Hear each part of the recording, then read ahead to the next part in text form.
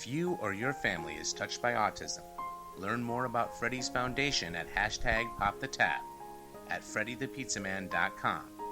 That's Fredi, thepizzaman.com, or email FrediThePizzaman@gmail.com.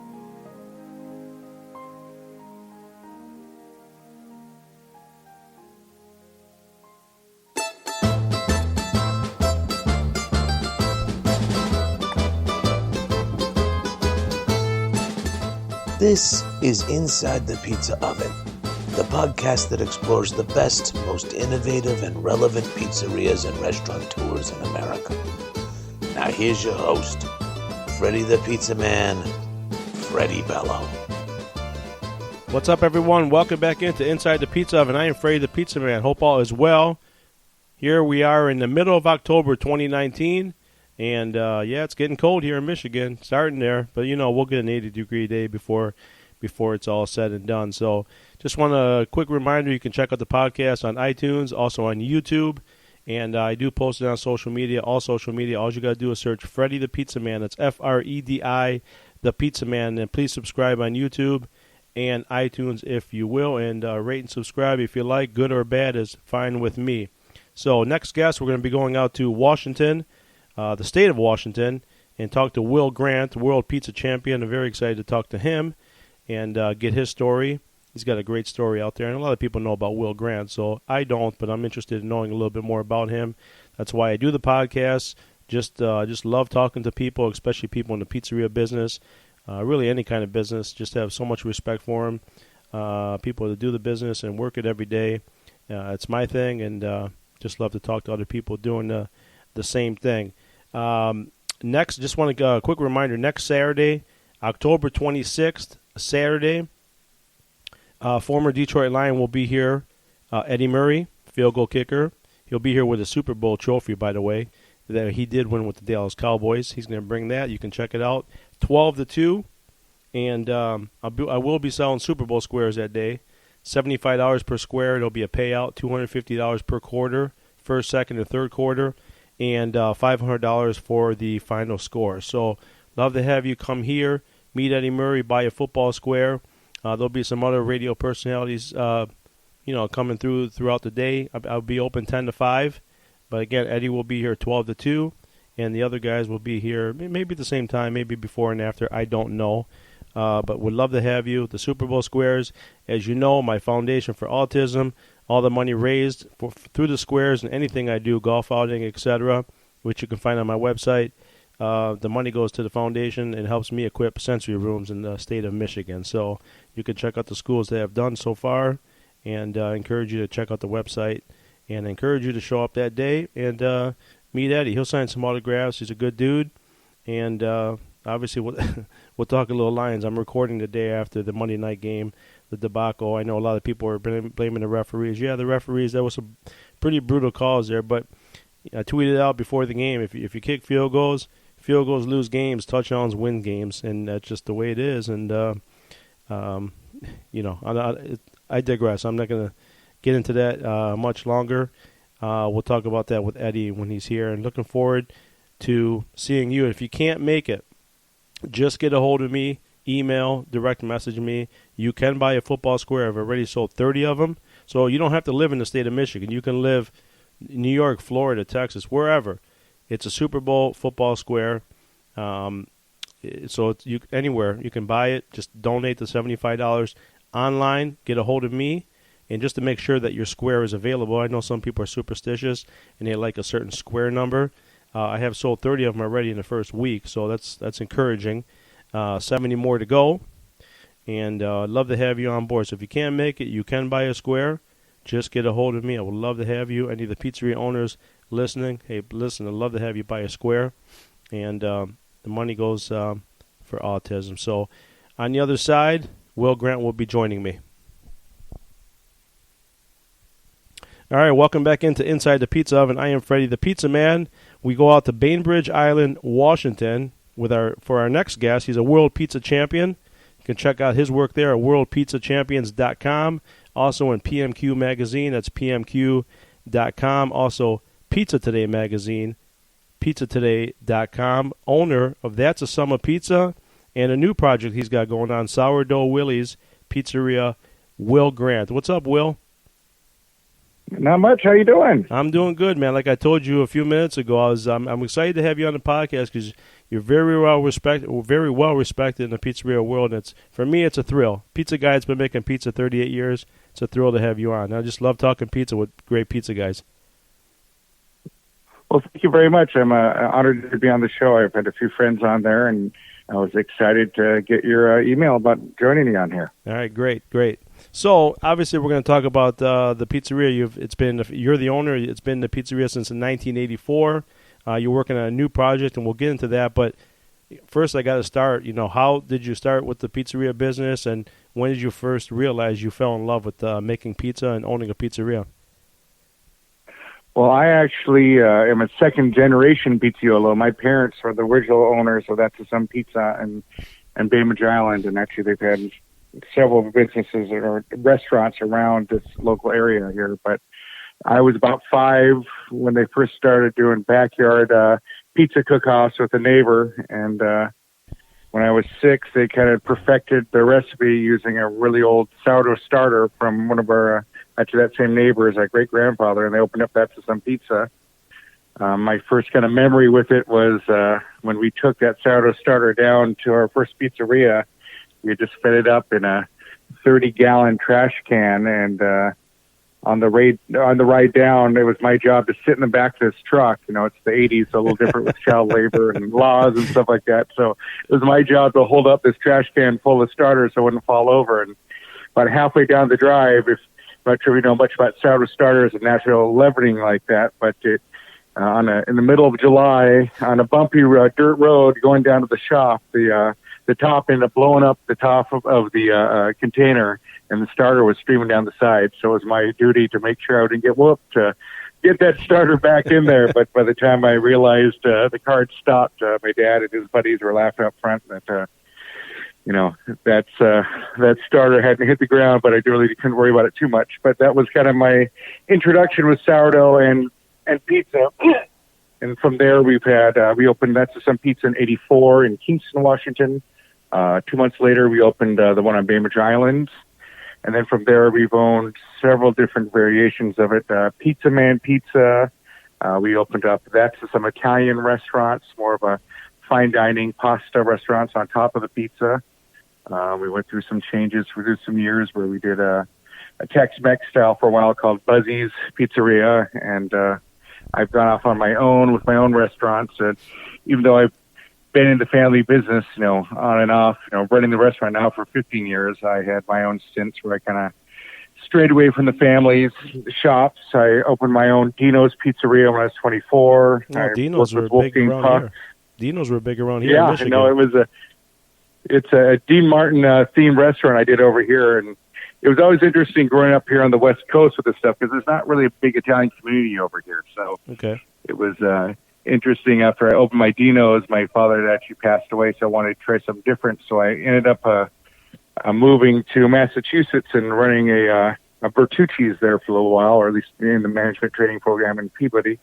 So I got to that style of pizzas and that kind of, more of the chain kind of idea and with their organization and stuff. So yeah, so I went, I've been pizza my whole life. It really wasn't decided for. It was decided for me more than me deciding when I fell in love with it. It's all I've known. I didn't even graduate high school. I went to bartending school. My parents homeschooled me for a while, and I worked in the restaurant. So yeah, you sound like you sound like me. I'm 49 years old. Are we close in age? Yeah, I'm 41. Okay, so yeah, I'm a lot older than you, but yeah, so it sounds like me. My father got into pizzeria in the 70s, and I just tagged along with him. And my brothers had no interest in it. My sister had no interest in it. Me, I loved it, and just ran with it, and bought my first at 21 years old. So we're in the same boat. And so I'm taking your father was a lifer in it for a long time, or did he work before he opened the pizzeria? My parents had no restaurant experience before the pizzerias. They just kind of did a lot of cooking at home. Yeah. My grandma, my mother's side was a chef, but more of a home chef, being a just kind of entertaining and stuff like that. So no, my dad, I think before that, my dad had done everything from, he was a logger for a while, he was a framer, he was a welder, he did, he helped build bridges around here. Floating bridges are a big deal, so he did welding on those. And yeah, it's the Pacific Northwest is a beautiful area where, if there is no work, you can go down and cut down a tree, or you can go catch a salmon and you can have work. So my dad had gone through quite a few jobs before we kind of ended up with pizza, and that's the one we kind of found that really gave us the best lifestyle and took care of the family the best. But at the same time, our family really was all invested in it, because it wasn't just my father, it was my mother also, who really was integral in the back of the house side of things with the paperwork and the numbers. It's really, you need to know those numbers. If you don't know the numbers, you're just it's a lost cause. You can make the best, food in the world, but if you're not charging the right amount and you're not making the ends meet, it's all for naught. Absolutely. That's the great old generation. They're all self-taught, right? Whatever they do, they're self-taught, and they do it well, don't they?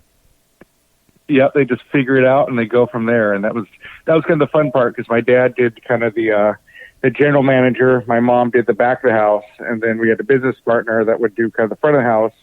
Then actually myself, I took on more of the cooking side of things. And actually what really inspired me is when I was 10 years old, we went to Italy to train up and to learn as much as we could for the new that's some Italian restaurants I was talking about earlier. So we spent 2 months traveling all over Europe, and every single town we went to, I had a margarita pizza. And when I came back from that trip, I was really inspired. I really wanted to cook more, and just what I had known as Italian food was a lot different than what I saw in Italy. And we had hired a chef, Antonio Mancuso was his name, and I ended up actually being an apprentice under him, and then 4 other chefs for the next 5 years. So I really got to know the chef side of things. I worked my way up from, I'm not sure if you know about the traditional kind of apprenticeships. We start for 1 year washing dishes.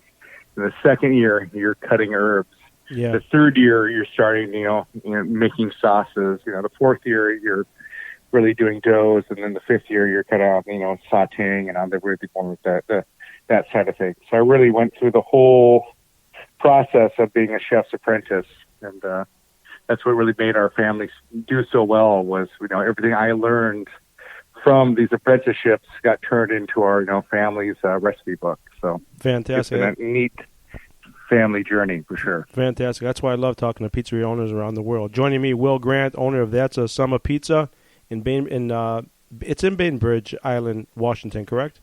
Or is it? Yes. Yeah, in Bainbridge. Now you have a sourdough Willies. We'll get into that. Now, I want to talk to you about your 120-year-old sourdough. Obviously, pizza guys like me and other guys, pizza guys listening in, understand the process.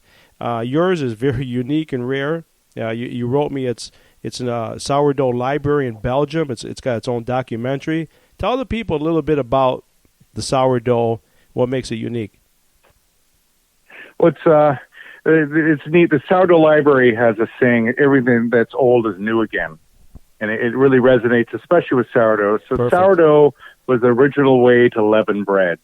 That's how people made breads before there was commercial yeast. I think around World War I is really when that kind of came out. So people found that mixing water and flour and leaving it out to ferment would give it an airier crust and actually let it grow to be, much more than what it was before then, which was all flatbread. So with an ancient starter like ours, so what I mentioned before, our original business partner, his family had this sourdough starter from the Alaskan Klondike and from the gold rush. And the big thing about the gold rush back in 1897 was when you went to Canada to go mine for gold, you had to take a year's worth of food with you. Mm-hmm. And the easiest way to do that was to use these sourdough starters. So they would, these guys actually, even to this day, an old timer from Alaska is called a sourdough. These people would carry the sourdough on them, either on their waist or in necklaces, and sleep with them to keep them warm and active, because a big part of that is the heat that keeps these things kind of bubbling and alive. Yes. So, because of that, we, that's the recipe from all the backyard, cook-offs that my family came together with. It was using this 90-year-old sourdough starter that I had fed up to and brought in, and it's been fun for me. It's kind of like a sibling. Like I said, I was 5 years old when I first worked with it, and it's that same. It's hard to really gauge how old a sourdough starter really is. It's really word of mouth. It's handed down from generation to generation. So, as far as we've been told, as far as we've known, it was 90 years old. So it's over 125 years old now, and we know for sure, for certain, we've been cooking with it for 35 years now. So it's neat on that aspect of things, and it is very unique. Where it uses lactobacilli is the organism in it that eats the flour, the sugar out of the flour, and it produces carbon dioxide, and it produces alcohol, and that carbon dioxide which raises it. And there's also natural yeasts in it. But with our starter, it has, I think, 6 different lactobacilli and 4 different yeasts. Where traditionally they'll only have 2 lactobacilli and maybe 1 yeast. Mm-hmm. So our starter is really, being out for 35 years and being always active, never refrigerated like ours has been. It's a very unique starter, and right around about, I guess it was about 2 years ago.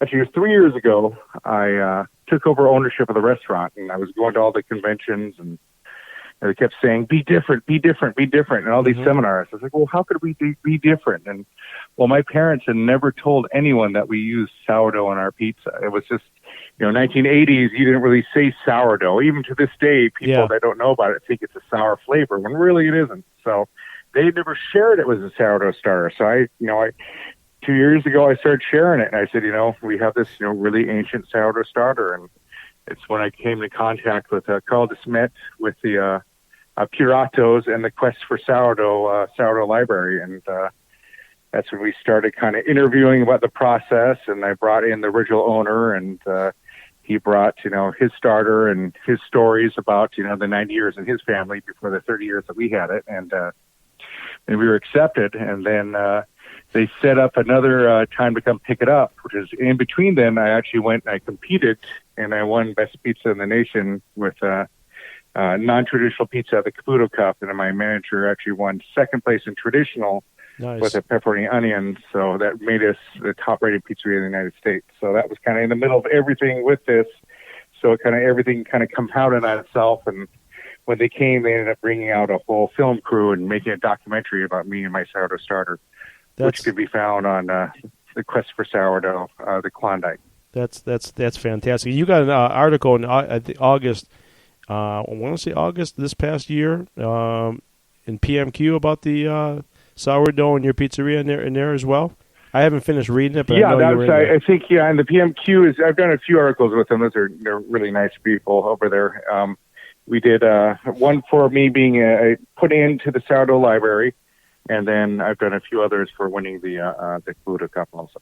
Fantastic. Now, Sourdough Willie's Pizzeria. Now, I wasn't sure if from reading the email, is it a pizzeria or are you doing classes? What's it all about? Well, I'm going to do both. Kind of really part of that journey when I took over the business 3 years ago.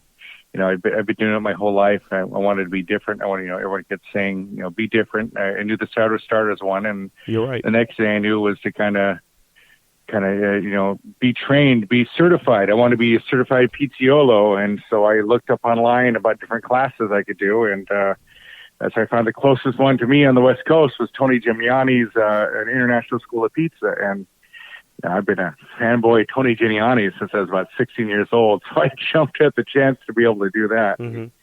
It was fun because, a lot of people go there to learn a lot, and I did learn a lot in there, but for me more so, it was kind of it was almost kind of a reassurance or just kind of, a confidence builder for me because I knew of a lot of things he was talking about, knew a lot of the concepts, I've dedicated my whole life to this. So it was really neat to kind of see, the science behind things and why I did things certain ways. And so it was really cool to see that. And it was fun too, because with Tony, when you go to this class, the first thing you do is you explain who you are and what you're doing. And I was the last person in class of 6 people to tell who I was. And, I told my story of since I was 5 years old with sourdough and making pizzas my whole life and just being dedicated to the craft. And he looked at me. He said, "Are you competing?" I said, "Well, no, I don't have time for that, Tony. I'm there at these seminars. I'm trying to learn as much as I can." He said, "No, you need to compete. You have to compete." Yeah.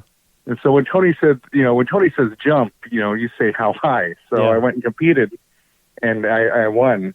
So it was kind of crazy. I went to the Caputo Cup to kind of train for the Pizza Expo, and I ended up winning that. And like I said, my assistant manager got second place. And then when I did go to the Pizza Expo, I did traditional, and I got best pizza in Pacific Northwest. But for me, it was kind of becoming a certified pizzaiolo. I wanted to take the next step, and seeing that school and seeing what it offered to people like myself that are dedicated like we are to our craft, it really motivated me to want to do the same thing.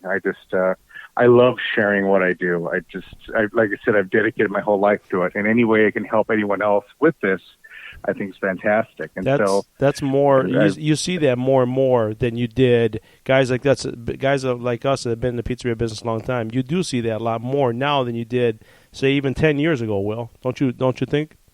Oh yeah, absolutely. Well, 10 years more for pizzerias, and in restaurants, restaurants in general, they don't do that at all. They'd rather stab you in the back than tell you who they're ordering their flour from. I mean, it definitely is, last 5-10 years for pizzerias itself, just the brotherhood of it. And, for me, it's a lot of the love of the brotherhood. For me also, though, I've been doing this my whole life. I've had managers quit, steal my sourdough starter, steal my whole staff to start other restaurants, and not be able to do what I do. So at that point, it kind of made me realize that, yes, anyone can have the ingredients, anyone can have the people, but to really do what we do takes a certain kind of passion and a certain kind of person. So I knew that, the people want to take it seriously can and will, but, it's not worth trying to fight off your secrets.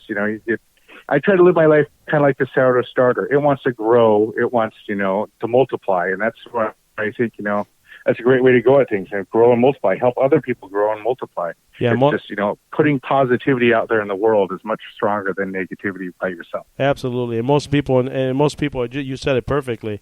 Most people will try to go on their own, but you have to have that passion, not once a week. You got to have it every day. You got to have flour on you every day. Doesn't matter you're the owner. Doesn't matter how much money you're making, how many pizzas you're making. You're making one, you're making 1,000. You got to have that passion to make pizza every day and run your business and care about your business 24/7. And most people can't do that well. They just can't. They just mentally, it's like a sports athlete, right? The best ones are the mentally strong ones, right?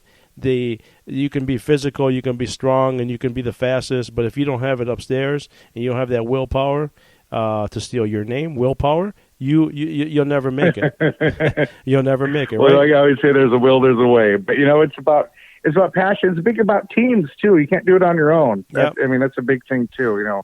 It's I used to think as a manager that I would do everything for the staff. I would do all the scheduling for the assistant managers. I'd pull all the hard shifts, and I thought it would make their life easier on them so they want to stay. Well, they end up resenting me because I didn't let them do anything, and then they thought they knew better than me, so they would quit. So it was always kind of sketch for me too. So that's why with Sourdough Willie's, I really wanted to do like what Tony had done and incorporate a working restaurant, and then also use it as a school, and be able to do small hands-on classes with people. And with my skill set too, with the Sourdough Starter, and my connections I've made over the years, like I did my first class, I had a guy come out from Holland, Ralph Niebuhr is his name. He's a master sourdough guy, and he did a master sourdough class, and we had people come from Colombia, Canada, New York, North Carolina, to little Bainbridge Island to learn how to do Sourdough Starter the way that we do it. And it's amazing the people that are so dedicated to the craft and that side of things. And it's fun to kind of break open that world between bakeries and pizzerias, because we're chefs that bake. Usually chefs don't bake. If you go into any corporate restaurant, chefs do not bake. They do not want to bake. They don't even want to look at an oven. They deal with their sauces and they deal with their noodles, and that's about it. Yep. It's amazing you bring it up. You opened up 2 years ago. You opened up talking about it like your parents didn't, but you did. And if you didn't do that, imagine this whole world that you're creating wouldn't even be open, wouldn't even be possible without you saying, you know what, let's spread positivity. Let's talk about it and make it happen and see what happens. It's amazing. I mean, positivity begets positivity, and it's you have to do it in everything you do. And for me, it came down to that guy you are at work, right? So when you're managing your restaurant and you're dealing with your customers, you got to be that perfectly polite host that wants everyone to have a good time when they come to your place, and you want to be positive. And it kind of goes into bartending a little bit too, how you want to lead someone into a direction with a conversation where they can have it with someone else. That way you can have them talk to each other while you're doing your work. So it's definitely, you want to be that best host you can be, and then that's who your public persona needs to be. And that's what you need to do. And the more you practice, just like anything, I tell my staff, the more you practice making pizzas, the more you talk about making pizzas while at work, you're going to do a better job making pizzas. The more you actually think about the job at hand. It's the same with positivity and leading your crew and being that persona to people, because people appreciate it. In this day and age where no one's accountable for anything, and there's governments doing this, religions doing that. Yeah. We in my pizzeria we don't talk religions, we don't talk politics, we talk pizza, and we talk positivity, and we kind of give the world something positive to latch on to also, just because there's so much negativity out there going on. We just keep consistent, keep organic and real, and keep positive. You said something a few minutes ago too that caught my ear, that you wanted to go get certified, but you knew what you're getting into, you knew what it was going to be about, but sometimes in life you just need that reassurance. You may be great at something, but sometimes you just need that reassurance, and obviously you got that, didn't you?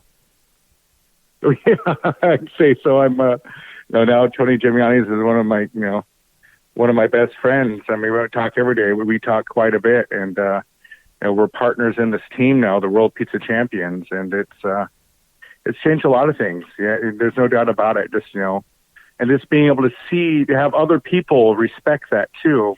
One of the things I had mentioned earlier is here in Pacific Northwest, there's not a lot of Italian culture. Well, there's not a lot of pizza culture here also. And so it's always hard, being a pizza guy out here, not really being respected that much and not really listened to. And, even though I've dedicated my whole life to this process and this thing, not a lot of people really cared about that kind of stuff. And so it was neat to kind of reach out and go to somewhere where someone really, Tony's life is pizza. He appreciates pizza. When he tells you he likes what you're doing and likes your pizzas, I mean, that's it's a great, and everyone needs that. Everyone needs that positivity too. It's not just you being positive. It's you surrounding yourself in positive people and people that are going to make a positive influence in your life. We get that. We get that a lot here in Michigan as well too. They, people, when you hear about pizza, you always hear about New York, right? New York and New Jersey and Michigan. There's some pizzerias out this way making pizza New York style too. So it isn't all just about New York, right? In Jersey, there's other places like Washington and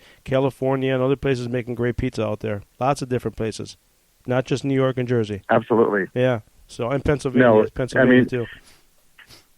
I mean, you always got to give the props of where it came through and where it started in the country came through. But pizza is so American now, and it's so Americanized. I think everyone loves pizza in America. It's the number one food here, and it's it's basically gourmet fast food is what it really is. Especially when you're dealing with people like us that are really putting the time into our dough, and like I do a 36-hour fermentation with a 120-year-old sourdough starter, stuff like that.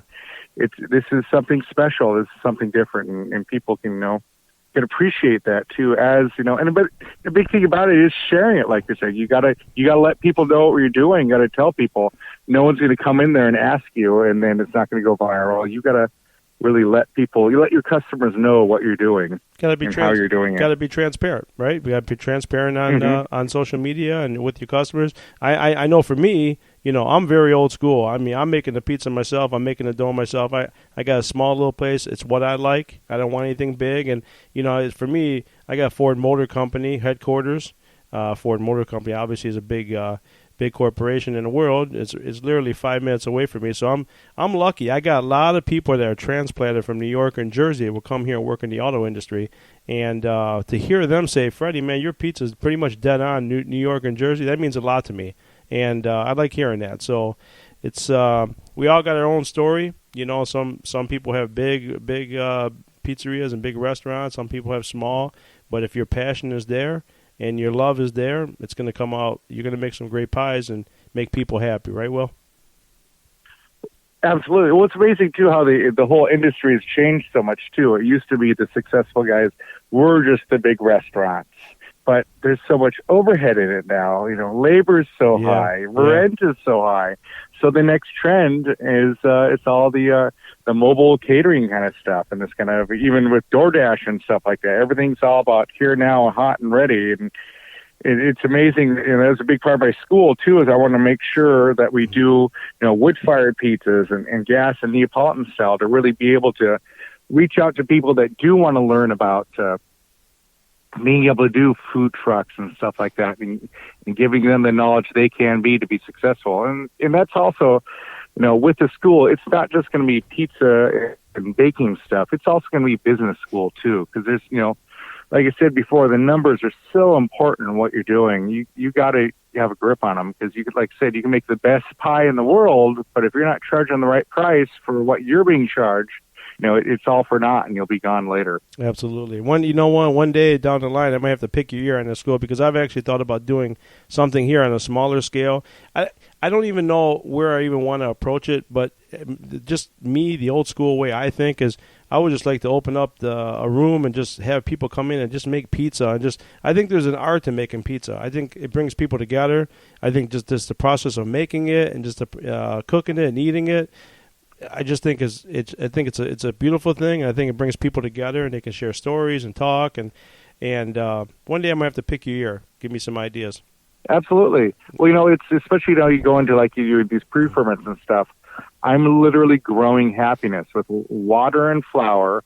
I grow and I feed this, you know, 120-year starter every day, and then with what I grow from it, I turn into family moments for families. You know, for people, they work all day long, they don't get any time with their family, but the time they do get is around one of our pizza boxes together. So we are literally growing happiness in family times. And I think it's very powerful. And, you know, in a world where everyone's costs are higher, so, you know, getting a gourmet pizza is a really nice way to enjoy good food on the inexpensive side of things, but then getting to enjoy it with your whole family also. And I think there's power to that. There's passion in that. And anytime someone's passionate about things, other people want to know how you do it and want to know why and your reasoning behind it. So absolutely, yeah, it's really amazing thing that we have, that's for sure. So now to kind of end the podcast, I like to always mix in. I like to be a little different. I like to mix in a little sports. I know you're not really into sports, and I don't want to talk about games and all that stuff, but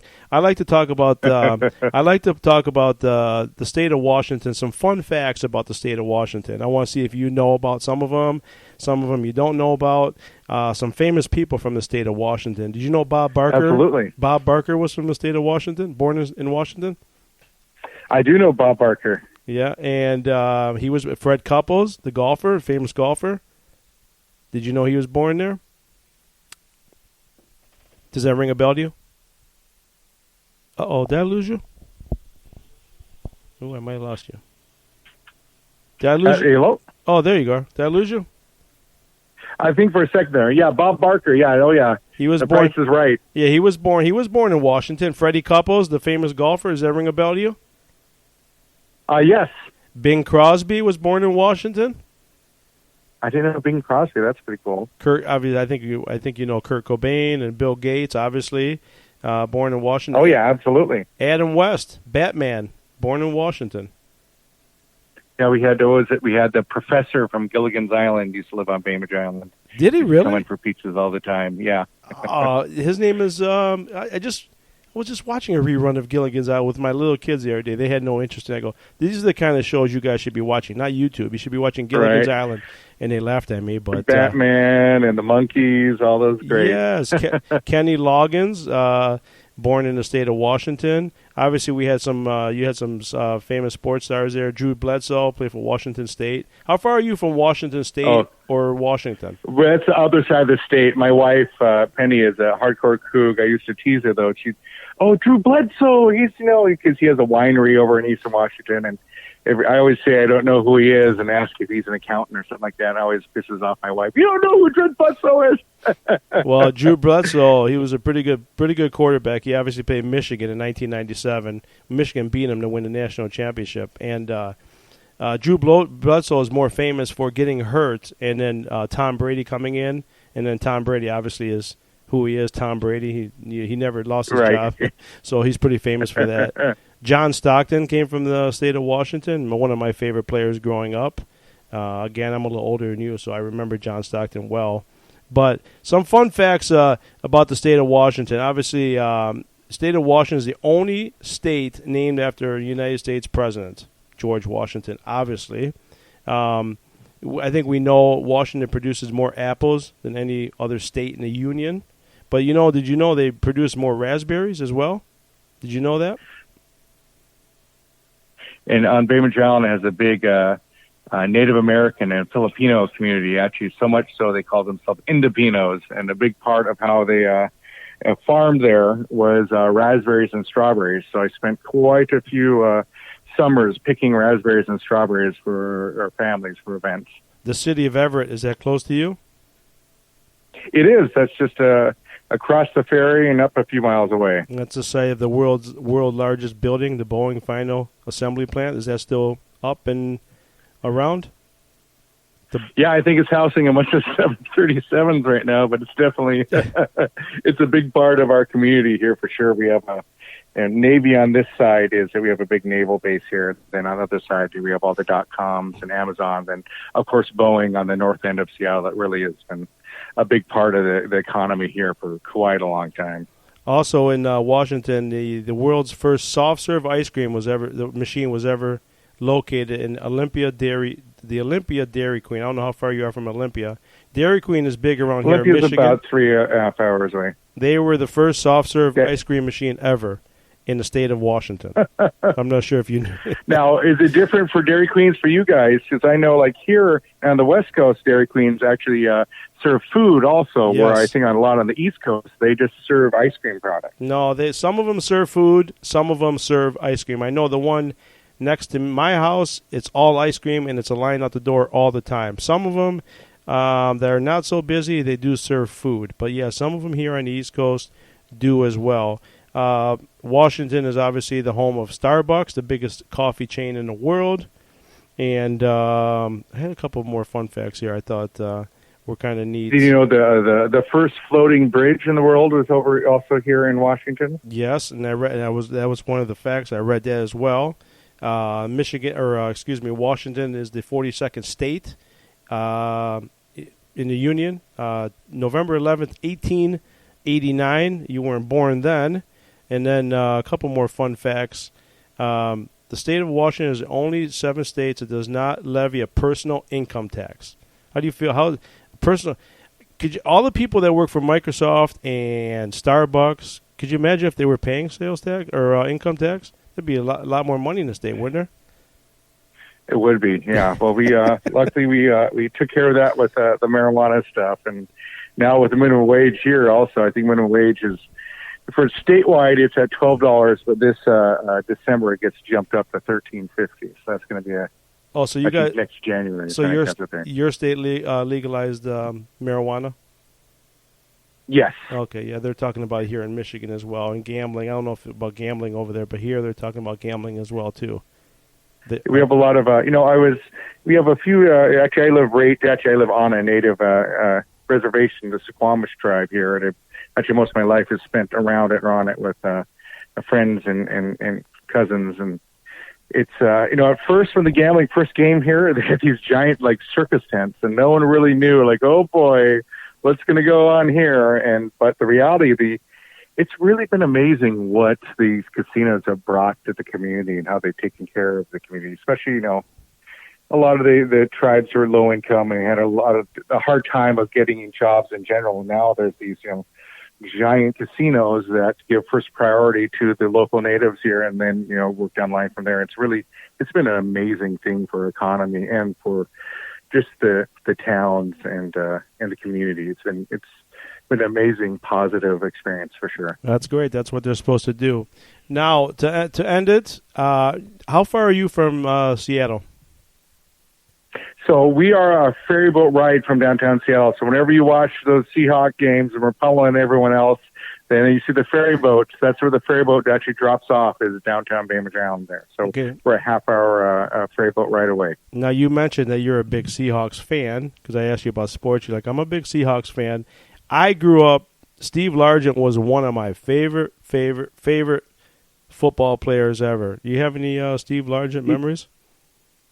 When Hasselbeck took us all the way to the Super Bowl, I was actually here for the division finals in Seattle at the game. And then before the game, Steve Largent was doing like a little speech out front. And I was lucky enough, me and my cousin were able to go out and get him to sign our tickets to the games. That was pretty cool. He was really, really friendly, down-to-earth guy. He could care less that we approached him and just really loved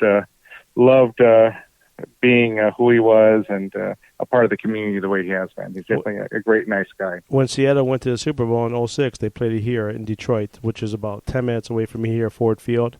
So I remember Matt Hasselbeck, the quarterback. When they practiced down the street from my pizzeria, which is 5 minutes, the Detroit Lions practice facility. He left the practice facility and got a little fender bender on the highway.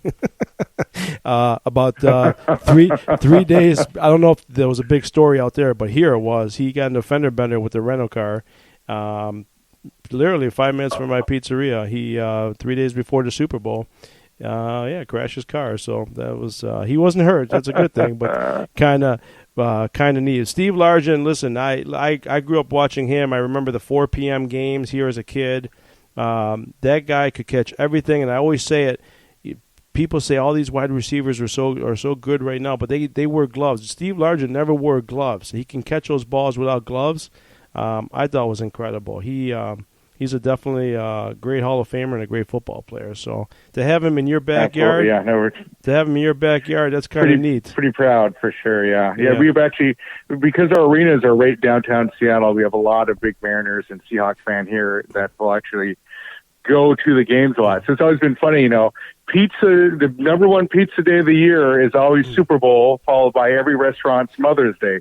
Well, here, Bainbridge Island being so close to Seattle, it's a very kind of affluent area. All the doctors, lawyers, CEOs of Seattle, instead of having $1 million condos downtown, they have their homes in Seattle. So they actually go over that. So it's kind of crazy. Super Bowl is dead for us unless we're playing. And even then, most of the time, most people host their own private parties and get them catered and stuff like that. So Super Bowl has never been a busy time for us. Everyone flips out like, "Oh my God, it's a Super Bowl! It's gonna be so busy!" Like, no, it's not the same. It's not the same as it was when my dad was when I was a kid. You know why? Because now you can go to every grocery store and buy a pizza. You can buy a tray of dip and tray of this and that. I don't know if you have Myers there or Kroger's, but well, maybe not Myers, but here. Oh, we call them Safeways here. The Kroger's are Safeways here. Safeways. You can go into any grocery store now and get everything you want, and that's what a lot of people are doing. They're already there. That's what they're doing. So that's the way I see it. I just think it's kind of that trend. It's not the great way, but that's what they do. I do got to tell you, last thing. You bring up 1984. You bring up the Seattle Mariners, you triggered my mind. You were a 5-year-old kid. I was 14. Now, in 1984, the Detroit Tigers won the World Series when you guys opened up your pizzeria. Here was the last time we won a World Series in this town. The Tigers started out 35-5. Okay? True story. I was a 14-year-old kid, and they started out 35-5. Still a record to this day. They went out to Seattle, played a 3-game series. I remember watching all 3 games at nighttime. They didn't show many games on TV. Seattle swept us, but we still won the World Series that year. So Seattle swept us. Back in the old Kingdome. Old stadium. Absolutely. I used to love the Kingdome. So I've never been there, but I used to love watching the games at the Kingdome. So. Oh, it was great for us over here because when I was 15, 16, that's where we go to get our underage drinks. We go to a game. We'd spend $10 on a ticket in the nosebleed section, sit up, heckle the players, and then all the guys would just serve us beers, all the stands. That's where all my underage drinking happened at the Kingdome. So some very fond, fuzzy memories there. So Will, the moral of the story, you and I have never met, but we're intertwined through we're intertwined through the Seattle Mariners and the Seahawks. It's amazing. But mainly through the love of pizza, for sure. And it's been amazing watching what you've done and how far you've come with everything also, with your foundation. And Thank you. It's really cool to see. It's really inspiring. And I enjoy watching guys like you that inspire the rest of the pizza world, kind of like me coming from small pizzerias, but really making a difference with our passion and how you do things. So thank you so much for inviting me to be a part of this and being a part of your story. So that's pretty cool. Thank you. I appreciate that. It's very kind of you. And you know what? I look at it like we're like, these sports stars, they get to use their name and what they've done, and they can help other people. We use our pizza to help other people, right? That's what we do. Absolutely. Yeah. We're like I said, we're growing good memories and love and happiness, and why not, right? Yep. Take it to the next level. All right. Well, thanks, man. I appreciate having you on, man. Talk to you soon. Oh, thank you so much. Bye-bye. Bye. Well, there you go, man. Will Grant, that was a lot of fun, man. We're intertwined. The quarterback here down the street smashed his car. The Tigers get swept in '84. He's making pizza. We're making pizza. That's a great thing. He's check him out on Facebook and Instagram for sure. Will Grant, and we will catch you next week. And I'll tell you all the time: if you just get in the pizzeria or the restaurant business just to make money, you never will make money. Got to have that passion. Will said it earlier in the podcast. It starts with your passion. You have that passion, you can make all the money in the world. And passion is where it is. That's all that matters. You have passion and kindness in this world. That's all that matters. Money brings you nothing. Thanks, guys.